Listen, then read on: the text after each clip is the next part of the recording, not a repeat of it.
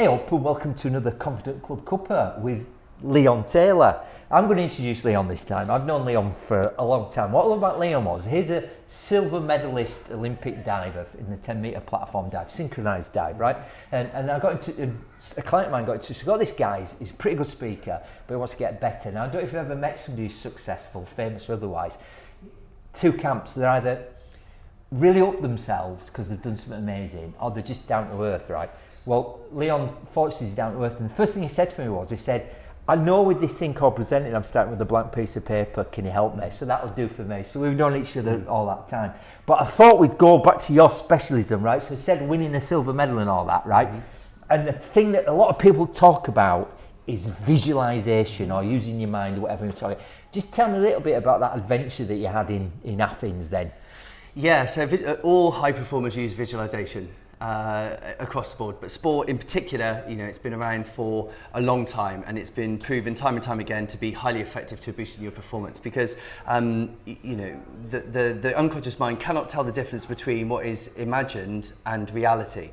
And when you're training something in your imagination time and time and time again, it's firing the same neural pathways that you're actually doing it. So that's the science behind it. Yeah, so it's proven to work. Proven to work. And in my experience, you know, the Olympic Games, there was going to be 15 or plus thousand people staring at me, and I couldn't find more than 5 to come and watch me at training. So how can I recreate that environment where that amount of pressure is going to be on me? So the motivation for the specific use of visualization in the Olympic Games, you know, the 10 metre diving board is a 10 metre diving board, you know, using the imagination of the 15,000 people and building that with such vividity that actually the sensations in your body are starting to do this. You can even bring, you know, the smell of chlorine into it, you know, and it was just the most amazing thing because it's hard to start with, like any skill, but the more you practice it, the better and the better you get. And then, of course, because I ran through performing my dives in the synchronized competition next to my partner Peter Waterfield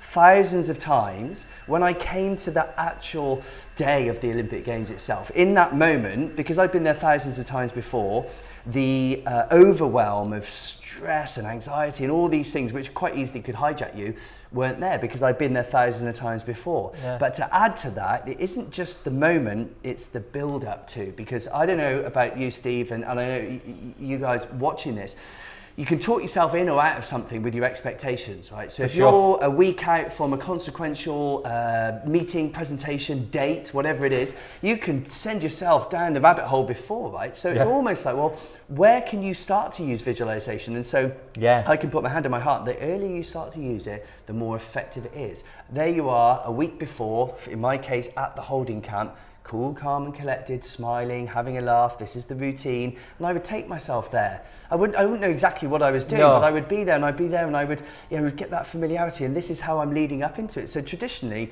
you wouldn't sleep the night before a major competition because you'd just be wired. Slept like a baby because of the planning, the routine, the visualization. It's honestly, I cannot recommend it highly enough. I think we're talking about, and that was when you first shared that with me, that was the big aha for me, because I think a lot of people will get the thing, I need to, whatever you call it, mental rehearse, visualization, my presentation.